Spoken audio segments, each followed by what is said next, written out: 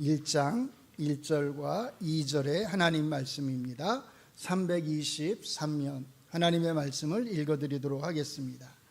하나님의 뜻으로 말미암아 그리스도 예수의 사도된 바울과 형제 디모데는 골로새에 있는 성도들 곧 그리스도 안에서 신실한 형제들에게 편지하노니 우리 아버지 하나님으로부터 은혜와 평강이 너희에게 있을지어다. 아멘. 지난주에 저희가 골로새서의 인사말 속에 담겨있는 바울 사도의 신학적 의미가 무엇인지를 살펴보았습니다. 먼저 그리스도 예수의 사도라고 하는 이 표현을 통해서 두 가지 의미가 여기에 있다고 하는 것, 나는 그리스도에게 속해 있다라고 하는 의미와 내가 전하는 그 메시지의 중심에는 예수 그리스도가 있다는 것을 저희가 함께 보았습니다. 이어서 수신자와 관련해서 골로새에 있는 성도들이라고 할 때 이 성도들이 지닌 그 의미, 하나님의 언약 백성으로서의 과거에는 이스라엘 백성에게만 사용되었던 이 표현이 어떻게 이제는 이방인인 골로새 교회의 신자들에게까지 확장되어서 사용될 수 있는지를 우리가 보았어요. 그것은 다른 이유가 있어서가 아니라 그리스도 예수께서 십자가에서 죽으시고 부활하셨기 때문입니다. 더 나아가서 이 성도들은 그리스도 안에 있는 신실한 형제들로서 그리스도 안이라고 하는 이 삶의 공간 속에서 이들은 아무런 차별이 없이 모두가 다 동등한 형제로서만 하나님을 향해서 신실하고 그리고 서로를 향해서 신실한 형제들로 존재한다라고 하는 것을 우리가 보았습니다. 오늘은 이제 지난주에 이어서 지난주에 저희가 다루지 못했던 수신자에 대한 소개에서부터 다시 시작해 보려고 합니다. 먼저 여기를 한번 같이 주목해 주시기 바랍니다. 여기를 보시면 우리말 개역 개정이 이렇게 번역하고 있는 거예요. 자, 아래 편을 좀 잘 주목해 주시기 바랍니다. 우리말 번역을 이렇게 보시면 그리스도 안에서라고 하는 저 표현이 조금 뒤에 있는 편지하노니 하고 연결되어 있는 것으로 보입니다. 그래서 제가 이제 괄호 안에 다시 써놓았잖아요.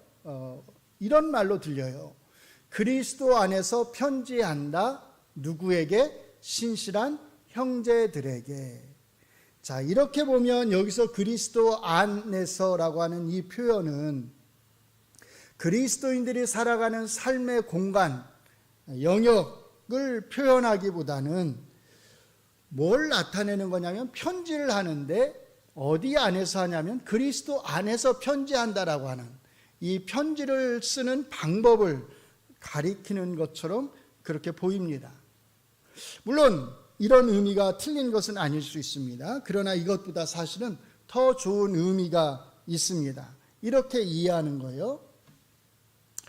골로새에 있는 성도들 곧 그리스도 안에 있는 신실한 형제들에게 편지하노니. 자, 우리가 이렇게 이 말씀을 읽으면 여기에서는 그리스도 안에서라고 하는 이 표현이 편지하노니하고 연결되어 있는 것이 아니라 바로 다음에 나오는 어떤 표현이요? 신실한 형제들하고 연결되어 있는 것을 알 수 있습니다.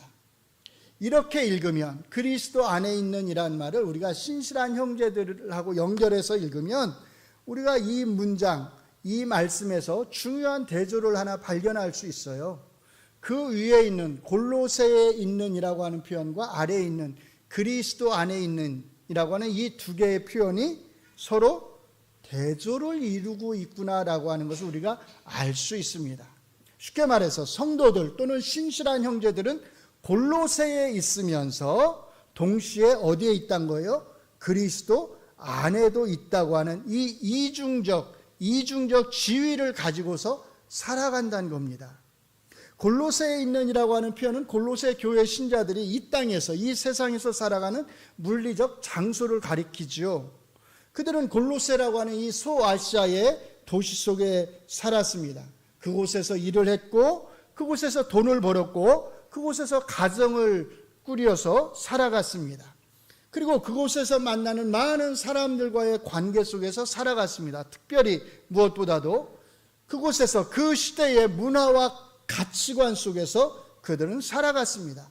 바로 이것입니다. 성도들, 하나님이 구별하신 거룩한 백성으로 산다고 하는 것은 우리가 이 도시를 떠나서, 이 땅을 떠나서, 이 세상을 떠나서 우리끼리 이 세상 사람들과는 분리된 채로 우리끼리 거룩한 백성으로 사는 것이 아니다라는 것이에요. 그리스도인들이 그들의 거룩한 삶을 살아내야 하는, 구별된 삶을 살아내야 하는 그 곳은 바로 그들이 발을 디디고 살아가는 그 지역, 그 장소입니다. 오늘날 우리로 말하면 우리가 그리스도인으로서 하나님의 백성답게 구별된 삶을 살아내야 하는 그 장소는 바로 대한민국의 서울이라고 하는 이곳, 또 서울에서도 사당이라고 하는 바로 이곳이란 겁니다. 또 어떤 분들에게는, 물론 수원에서 사시는 분들에게는 그곳이 수원일 수 있겠죠. 용인에서 사시는 분에게는 그곳이 용인일 수 있을 것입니다. 하나님이 우리를 주신 바로 그곳, 이 세상의 어떤 구체적인 하나의 특정한 장소 안에서 바로 그곳에서 우리는 구별된 삶을 살아내야 합니다. 왜요? 우리는 이 세상에서 어느 특정한 한 물리적 장소에서만 살아가는 것이 아니라 동시에 어디에서 함께 살아가는 것이냐면 그리스도 안에서 살아가기 때문입니다. 그래서 그 다음에 바로 덧붙여서 뭐라고 말하냐면 그리스도 안에 있는 신실한 형제들, 이렇게 말을 하는 것입니다. 골로새 지역에 살아가고 있는 성도들은 동시에 그리스도 안에 있는이라고 하는 이 공간성을 가지고 살아간다는 것입니다. 그리스도 안이라고 하는 바로 이 공간성이 우리를 이 세상에 살아가면서도 이 세상에 속하지 않은 어떤 구별된 삶을 우리에게 요구한다는 것입니다. 우리는 왜 하나님을 향해서 신실해야 할까요? 우리는 왜 서로를 향해서 신실해야 할까요? 그것은 그 앞에 바로 수식해주고 있듯이 그리스도 안에 있는 우리이기 때문입니다. 혹시 여러분 가운데 거짓말을 하고 싶을 때가 있지 않나요? 그런 때가 있었던 어떤 경험들이 있지 않나요? 아니면 거짓말을 하지 않으면 안 되는 어떤 상황에 처해 본 적이 있지 않나요?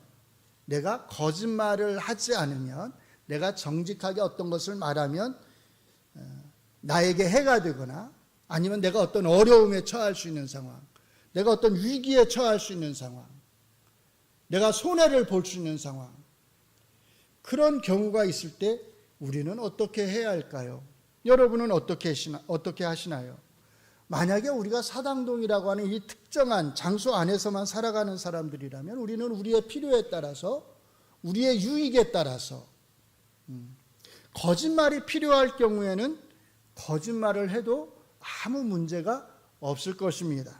그런데 우리는 동시에 그리스도 안에 있는 사람들이기 때문에 거짓말은 우리의 유익과 상관이 없이, 그것이 나에게 유익이 되느냐 되지 않느냐와 상관이 없이 우리는 거짓말을 해서는 안 되는 것입니다. 우리가 처해 있는 상황과 상관이 없이 우리는 언제나 어떻게 해야 되냐면 정직해야 되는 것이에요. 서로 그것이 우리에게 어떤 불리한 상황을 가져온다 할지라도 우리는 그래야만 하는 것입니다. 그런 필연성이 우리에게 있는 것이에요. 무엇이 우리로 하여금 그렇게 살도록 요구를 하는 걸까요? 그리스도 안에 있다고 하는 것, 바로 그것입니다. 그 안에 우리의 정체성이 있기 때문이에요.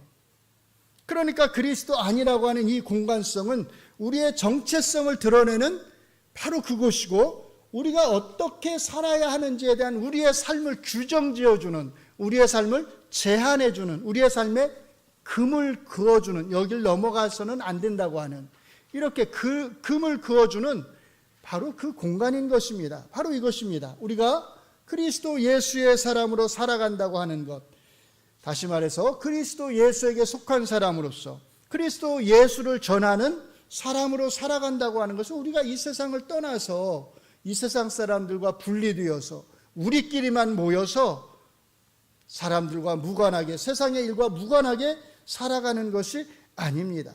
여러분의 직장에서, 여러분들이 맺는 그 친구들과의 관계 속에서, 여러분이 만나는 그 수많은 사람들과의 그 관계 속에서 다른 사람들은 말을 함부로 하고 성급하게 성을 내고 또 타인을 무뚝뚝하게 대한다 하더라도 여러분은 그리스도인은 그래서는 안 됩니다. 누군가 다른 사람을 함부로 대해서 일이 잘 되는 것을 보면 나도 저렇게 해서 일을 잘하고 싶다라는 생각이 들 수 있습니다. 누군가 내가 상대방에게 큰 소리를 쳐서 상대방이 쩔쩔매는 모습을 보면 때로는 희열을 느끼면서 나도 좀 저렇게 한번 해보고 싶다. 누군가 내 말에 쩔쩔매도록 한번 해보고 싶다라고 하는 생각이 들 수도 있습니다. 특히 직장에서는 더더욱 그럴 수 있어요. 자기 아래에 있는 사람을 함부로 대해도 누가 뭐라고 하지 않잖아요. 충분히 그렇게 하고 싶을 때가, 충동이 들 때가 있습니다. 그러나 그리스도인은 그러한 때에라도 자기의 아랫사람을 존중할 줄 알아야 합니다. 사실 이것은 생각보다 말보다 쉬운 일이 아닙니다. 직장에서는 성과가 중요하잖아요. 그 성과가 곧 나의 승진과 연결이 될 수 있잖아요.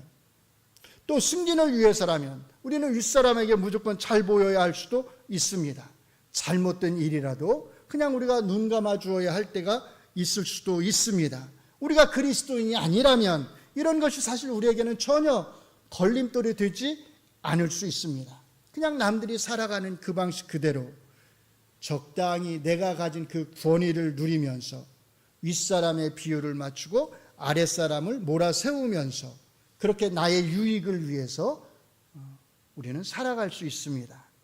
그러나 문제는 우리가 이 세상에서만 사는 것이 아니라 그리스도 안이라고 하는 이 공간 안에서 살아가고 있다는 것입니다. 이것은 제가 임의로 지금 지어내서 여러분들에게 하는 적용이 아닙니다. 골로새서 3장 조금 뒤에 가서 보시면 사실은 바울 사도께서 우리에게 해주시는 말씀입니다. 골로새서 3장 8절의 말씀을 읽어드립니다. 이제는 너희가 이 모든 것을 벗어버리라. 곧 분함과 노여움과 악의와 비방과 너희 입에 부끄러운 말이라. 그리고 또 바로 이어서 이렇게 말씀합니다. 3장 9절 너희가 서로 뭐하지 말라? 거짓말을 하지 말라. 분함, 노여움, 악의, 비방, 부끄러운 말, 거짓말. 생각해 보세요. 직장 생활에서, 사회생활 속에서, 다른 사람들과의 관계 속에서 우리가 얼마나 이런 것들에, 사람들이 얼마나 이런 것들에 자연스럽게, 너무나 자연스럽게 익숙해져 있나요? 그러나 그리스도인에게 이런 것은 자연스러운 것이 될 수가 없습니다. 우리가 착해서가 아닙니다. 우리 마음이 선해서가 아닙니다. 우리가 이제 그리스도 안에 있는 사람이 되었기 때문입니다.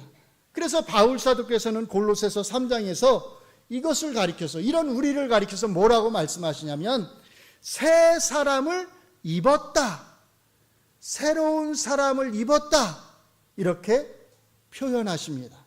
그래서 바울 사도께서는 오늘 본문의 인사말에서도 골로새 교회의 신자들을 향해서 그리스도 안에 있는 어떤 형제들이라고요? 신실한 형제들, 이렇게 부르는 것입니다. 이것이 참으로 우리의 정체성이라면, 이것은 우리에게 이 세상에서 살아가면서 정말로 많은 제약을, 삶의 제약을 우리에게 가져올 수밖에 없습니다. 바꿔 말하면 이것이 정말로 우리의 정체성이라면 이것은 우리가 살아가는 삶 속에서 우리로 하여금 정말로 많은 것을 포기하도록, 버리도록 할 수밖에 없습니다. 이 세상에서 거룩한 삶을 살아간다고 하는 것, 구별된 삶을 살아간다고 하는 것은 많은 것을 우리가 내려놓아야 한다고 하는 것을 의미하는 것입니다. 며칠 전 어느 집사님 한 분이 저에게 유튜브 동영상을 하나 보내주셨습니다. 혹시 불의 전차라는 영화 아시나요? 아마 대부분은 옛날에 보셨을 거예요. 지금 기억을 못 하시는 분들도 계실 것 같은데,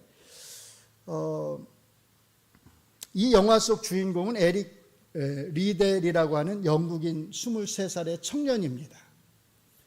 그는 1924년에 파리 올림픽에서 100m 달리기 선수로 영국 대표로 출전을 하게 되었어요. 그런데 이 100m 달리기 경주가 있는 날이 언제였냐면, 요일이 언제였냐면 주일이었습니다. 자, 이 청년은 어떻게 했을까요? 그는 주일을 지키기 위해서 이 경주를 포기했습니다. 100m 경기 출전 자체를 아예 하지 않았어요. 그런데 사실은 100m 경기만이 아닙니다. 주일로 예정된 계주들도 출전하지를 않았습니다. 그 시간에 그는 예배당에서 하나님 앞에 예배를 드렸습니다. 주일을 지키기 위해서요. 그러니까 주일로 예정된 모든 경기는 다 포기하고 출전하지 않은 것입니다. 대신에 주일에 열리지 않는 400m 경기에 출전을 해서 금메달을 땄습니다. 생각해 보세요. 에릭 리델은 당시에 영국을 대표하는 뛰어난 단거리, 사실은 100m 달리기 선수였습니다. 그러니까 그가 금메달을 딸 수 있는 가능성이 제일 높은 건 뭐예요? 100m 달리기였을 거예요. 그런데 그는 주의를 지키기 위해서 자신이 가장 자신 있을 수 있는, 금메달을 딸 수 있는 가장 확률이 높은 그 경기를 포기한 것입니다. 올림픽 금메달을 바라는 온 국민이 다 어떻게 했겠어요? 이 청년을 바라보지 않았을까요? 이 청년이 우리에게 금메달을 가져다 줄 것이다, 그런 기대를 갖지 않았겠어요? 그런데 이 청년은 주의를 지키기 위해서 경주를 포기했습니다. 금메달보다 주의를 택했습니다. 금메달을 간절히 바라는 온 국민의 열망보다 하나님 앞에서 주의를 지키는 길을 택했습니다. 오늘날 우리의 입장에서 보면 정말로 전설 같은 이야기입니다. 해외여행을 하기 위해서 주의를 빠지고 이런저런 이유로 주의를 빠지기를 마다하지 않는 오늘날의 입장에서 보면 정말 전설 같은 이야기입니다. 그러나 어떤 면에서 그리스도인은 이런 전설 같은 삶을 살아가는 사람들이어야만 합니다. 왜냐하면 그리스도 안에서 살아간다고 하는 것은 때로 이 세상 사람들이 정말로 중요하다고 여기는 것과는 정반대의 선택을 하면서, 그것도 한 번이 아니라 몇 번이 아니라 수없이 이 세상에 속해 있는 사람들이 중요하다고 여기는 것과는 정반대의 선택을 하면서 살아가야 한다는 것을 의미하기 때문입니다. 우리가 살아가는 이 문화를 한번 잘 보십시오. 우리에게 자꾸 뭐라고 하지요? 성공을 추구하라고 말합니다. 이 사회에서 무시당하지 않으려면 다른 사람보다 더 많은 돈을 벌어야 한다고 우리를 부추깁니다.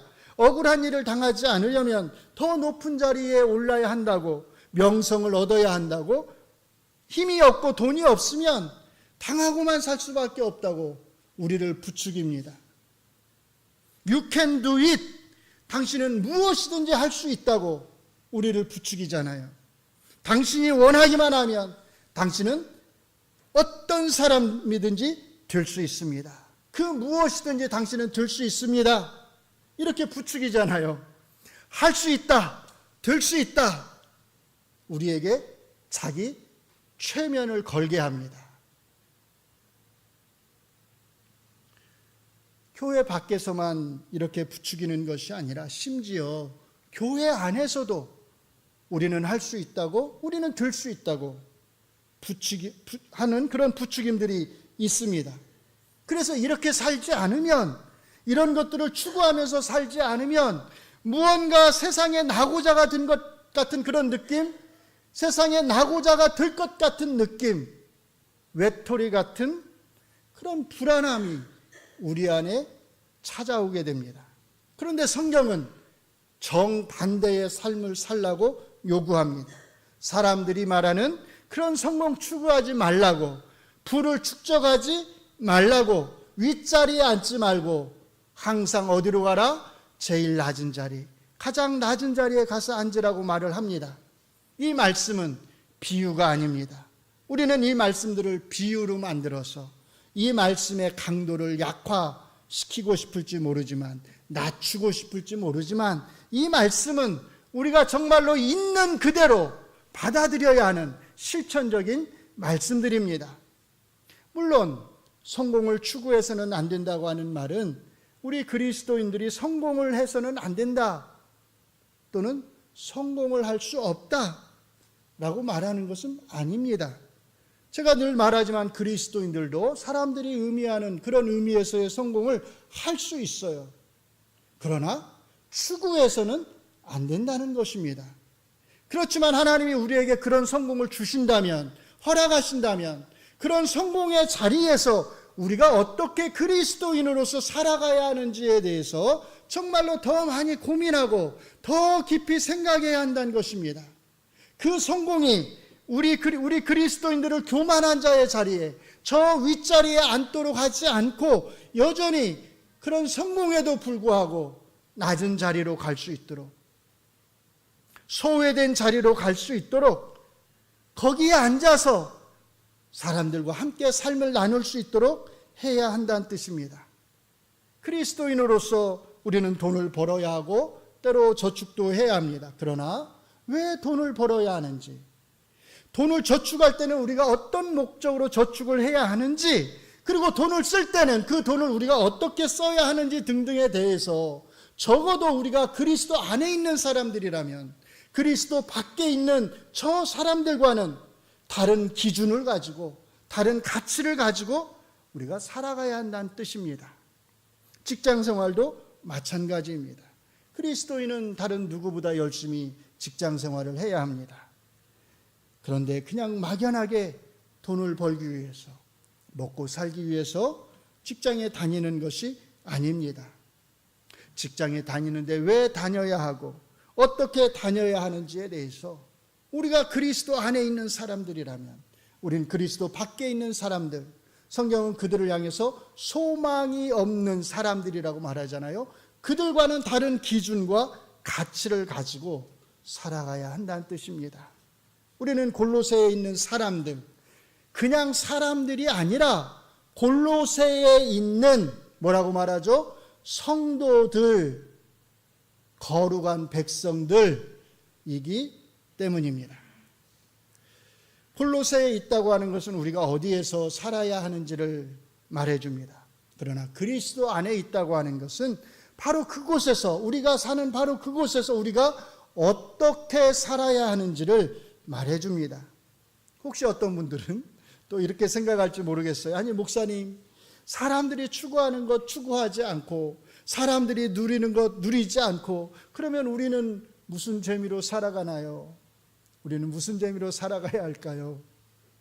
여러분은 무슨 재미로 살아가시나요? 저는 이 서신의 인사말을 마무리하는 바울 사도의 그 인사말 속에 그 답이 있다고 봅니다. 골로새서 1장 2절의 말씀을 같이 함께 읽겠습니다. 시작. 우리 아버지 하나님으로부터 은혜와 평강이 너희에게 있을지어다. 아멘. 이 말씀에 꼭 주목해 주시기 바랍니다. 잘 아시죠? 은혜와 평강이 있을지어다. 이 말씀, 이 표현은 바울 사도께서 자신의 서신에서 인사말을 끝낼 때마다 항상 빼놓지 않고 반복해서 사용하는 표현입니다. 무슨 재미로 사냐고요? 우리 그리스도인은, 그리스도 안에 있는 사람들은, 그 신실한 사람들은 하나님 아버지로부터 오는 은혜와 평강을 누리는 재미로 살아갑니다. 성공하는 재미가 아니에요. 내가 계획한 것, 내가 목적한 것을 하나씩 하나씩 이루어가는 재미로 사는 게 아닙니다. 직장에서 승진하는 재미로 사는 게 아니에요. 돈을 모으는 재미로 사는 게 아닙니다. 제가 아는 저하고 아주 친한 형님이 한 분 계시는데, 이 형님이 조그만 가게 팬시를 운영을 했는데 속된 말로 대박이 났어요. 그래서 한 번은 저한테 이야기를 하는데, 매일매일 일을 마치고 저녁에 오면 이제 현금을 세잖아요. 되게 그런데 다 현금으로 이렇게 물건을 사니까. 근데 하루에 당시 돈으로 최고 1,000만 원까지 찍었다고 합니다. 별로 부러워하지 않으시는군요. 예. 돈 버는 재미가 너무너무 좋았다고 그래요. 그런데 성도들은, 그리스도 안에 있는 신실한 사람들은 그런 재미로 사는 게 아니에요. 승진하지 못해도, 내가 세운 목표대로 이루지 못해도, 다른 사람들이 말하는 그런 성공이란 것을 우리가 경험하지 못해도, 돈을 많이 벌지 못해도 그리스도 안에 있는 우리는 정말로 진짜로 재미있게 살 수 있습니다. 왜요? 우리의 아버지가 되시는 하나님으로부터 오는 은혜들이 있잖아요. 하나님이 우리를 자녀로 삼으셔서 우리에게 베풀어 주시는 은혜들이 있잖아요. 그리고 그 은혜로 인해서 우리 안에는 이 세상에서 맛볼 수 없는, 세상이 줄 수 없는, 세상이 알 수 없는 평강이 있잖아요. 우리 주님이 다시 오시면 우리가 누리게 될, 우리의 것이 될 그 종말론적 평강이 이미 여기에서 우리에게 있잖아요. 우리는 그것을 이미 누리면서 살아가잖아요. 그게 우리의 삶의 재미입니다. 이런 재미는 그리스도 밖에 있는 사람들이 말하는 그런 돈 버는 재미, 승진하는 재미, 그런 재미와는 사실 질적으로 다릅니다. 왜냐하면 하나님으로부터 오는 은혜를 누리는 기쁨은 우리에게 단순히 삶의 즐거움만 주는 것이 아니라, 이게 중요한 것 같아요. 우리의 삶에 대해서 큰 만족감을 우리에게 준다는 것입니다. 내가 얼마나 가지고 있느냐에 상관이 없이, 내가 어떤 상황에 처해 있느냐에 상관이 없이 우리에게 너무나 큰 삶의 만족감을 준다는 거예요. 그리고 그 만족감에서 뭐가 나오느냐? 감사가 나옵니다. 감사가 나와요. 그래서 하나님의 은혜를 누리고 그 안에서 평강을 맛보며 살아가는 사람들의 입에서는 누가 말하지 않는데, 누가 강요하지 않는데도 그냥 자연스럽게 나오는 고백이 있습니다. 늘 하는 말, 하나님 감사합니다. 하나님 감사합니다. 이게 입에 붙어 있습니다. 저는 이게 참 놀라운 것이라고 생각해요. 가진 것이 그렇게 많지 않은데도 자기 삶에 너무나 충분히 만족합니다. 그래서 감사하다고 말합니다. 어떻게 이런 일이 가능할까요? 그것은 하나님께서 주시는 이 은혜와 평강이 우리 안에서, 우리 삶에서 열매를 맺어서 감사하게 하고 만족하게 하는 것입니다. 저는 여러분 안에 이런 감사가 충만하기를 바랍니다. 저는 여러분 안에 바로 이런 만족이 가득하기를 바랍니다. 제가 좋아하는 찬양이 하나 있는데 아마 여러분들도 다 아실 것이고 좋아하시는 분들이 많을 거예요. 다 표현 못해도 나 표현하리라, 다 고백 못해도 나 고백하리라. 다 아시죠? 예, 반주만 있으면 제가 좀 더 잘 부를 수 있는데 참 역설적이에요. 다 표현 못해도 나 표현하겠다고 합니다. 다 고백을 못해도 고백하겠다고 합니다. 인간의 언어는 한계가 있잖아요. 저는 이 언어의 한계를 늘 느끼며 살아갑니다. 하나님의 은혜를 아는 사람은 항상 이런 언어의 한계를 느낄 수밖에 없어요. 왜냐하면 하나님의 은혜를 생각하면 그것이 너무나 큰데, 너무나 크고 넓은데 그 은혜에 대해서 무언가 내가 말로써 표현을 하고 싶은데 내 말로는 이 언어로는 그 하나님의 은혜를 다 담아낼 수 없기 때문입니다. 내 말의 한계, 내 언어의 한계를 느끼는 거죠. 그래서 때로는 말로만 하는 것이 아니라 찬양을 통해서 두 손을 들고 이 몸짓 저 몸짓을 하면서 우리가 몸짓으로 하나님을 찬양하잖아요. 때로는 몸과 말로 다 할 수 없는 그것을, 내 삶의 만족함을 뭘로요? 눈물로 표현하기도 하잖아요. 왜 그렇게 눈물이 나는지. 내가 눈물을 흘리려고 하는 게 아닌데 왜 그렇게 하나님의 은혜를 생각하면 눈물이 나는지 나도 모릅니다. 여기 계신 분들 중에 아직도 이런 삶의 재미를 누려보지 못한 분들이 있다면 저는 하루속히 이런 재미를 누려보시기를 바랍니다. 사랑하는 성도 여러분, 우리는 골로새라고 하는 어떤 특정한 지역에서 살아가지만 동시에 그리스도 안에서 살아가는 사람들입니다. 사실 우리가 살아가는 이 삶의 지역은 우리가 이사를 하면 얼마든지 바뀔 수 있어요. 그렇죠? 살아가면서 우리가 여러 번 이사를 하잖아요. 얼마든지 우리는 다른 지역에서 살아갈 수 있습니다. 그러나 우리가 어디서 살아가든 어느 지역에서 살아가든 우리는 그리스도 안에서라고 하는 이 삶의 공간, 우리의 존재 공간, 이 공간은 절대로 바뀌지 않습니다.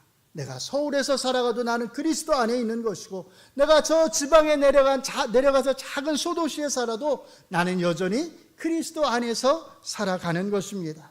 그 말은 그리스도 안에서 주어지는 이 하나님, 아버지 하나님으로부터 오는 이 은혜와 평강은 우리에게 멈추지 않고 항상 주어진다는 것입니다.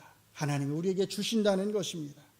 그러므로 이 은혜와 평강의 열매로서 우리에게 주어지는 그 감사, 삶의 만족 역시 우리의 입술을 통해서, 우리의 삶의 모습들을 통해서 항상 드러날 수 있어야만 할 것입니다. 그렇게 드러날 수 있기를 바랍니다. 뭘 통해서요? 우리의 입술을 통해서, 우리의 삶의 거룩함을 통해서 우리는 그런 감사를, 만족을 드러내야 합니다.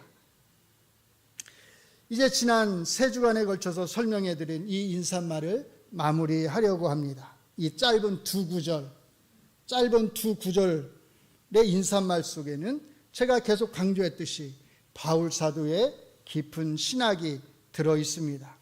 우리의 소속과 우리의 소명, 그리고 우리가 이 세상과 그리스도 안에서 어떻게 이중적 지위를 가지고 살아가야 하는지, 그리고 우리가 무엇에서, 어떤 것에서 참된 삶의 재미를, 참된 삶의 기쁨과 만족을 누리면서 살아가야 하는지 등등을 우리에게 말해주고 있습니다. 그러므로 우리가 이 구절들을 읽을 때마다 우리는 그냥 평범한 인사말로, 바울 사도께서 서신을 쓸 때는 항상 이 서두에 이 말을 쓰지, 늘상 하는 말이지 라고 하는 그런 의례적으로 하는 인사말이 아닌 그 하나하나의 단어 속에, 그 하나하나의 어구 속에 담겨진 그 깊은 의미를 우리가 잘 새기면서 이 말씀들을 읽어나갈 수 있기를 주의 이름으로 축원합니다.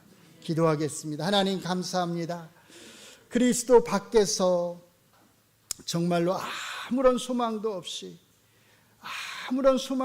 살아가던 우리를 그리스도 안으로 불러주셔서 그 안에서 소망을 갖게 하시고 하나님이 주시는 은혜와 평강을 누리면서 살아가게 하신 것을 하나님 참으로 감사합니다. 그 은혜와 평강이 있기에 우리가 가진 것이 없어도, 우리가 높은 곳에 있지 않아도 우리는 얼마나 우리의 삶에 만족하는지요, 우리의 삶에 얼마나 감사한지요. 이것이 하나님이 우리에게 주시는 이 땅에서의 삶의 재미인 기쁨이고 감사인 줄로 압니다. 우리의 말을 통해서, 우리의 온 몸을 통해서, 우리의 삶 전체를 통해서 이 하나님의 은혜에 감사하게 하시고 이 은혜를 표현할 수 있게 하여 주시옵소서. 예수님 이름으로 기도합니다. 아멘.